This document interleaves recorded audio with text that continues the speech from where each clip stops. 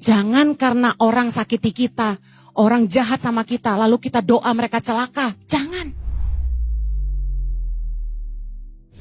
Untuk itulah Yesus berkata, kasihilah musuhmu, berbuatlah baik kepada orang yang membenci kamu. Mintalah berkat bagi orang yang mengutuk kamu. Berdoalah bagi orang yang mencaci kamu.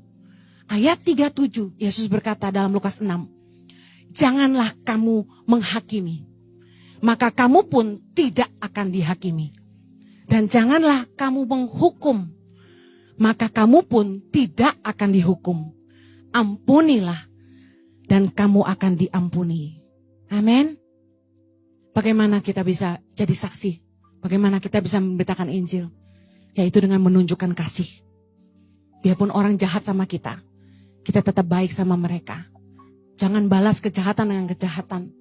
Kasihilah musuhmu, berdoa buat mereka. Saya kasih tahu, orang-orang yang ada di sekeliling saya menyaksikan bagaimana begitu banyak orang jahat sama saya. Tapi saya tidak pernah balas kejahatan mereka.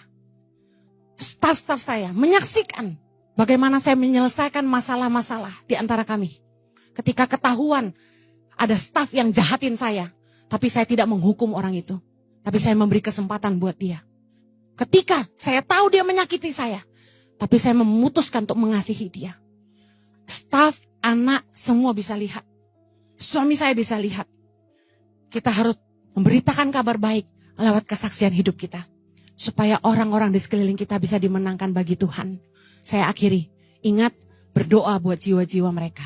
Supaya jiwa mereka diselamatkan. Yang kedua, hiduplah jadi saksi Kristus di hadapan mereka. Yang ketiga, jangan diam saja. Nasihati mereka, tegur mereka, dan beritakan Injil tentang pengampunan dosa dan pertobatan. Supaya mereka dimenangkan bagi Tuhan kita.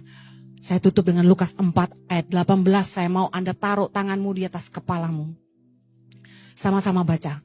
Roh Tuhan ada padaku. Oleh sebab ia telah mengurapi aku. Untuk menyampaikan kabar baik kepada orang-orang miskin. Dan ia telah mengutus aku untuk memberitakan pembebasan kepada orang-orang tawanan. Dan penglihatan bagi orang-orang buta. Untuk membebaskan orang-orang yang tertindas.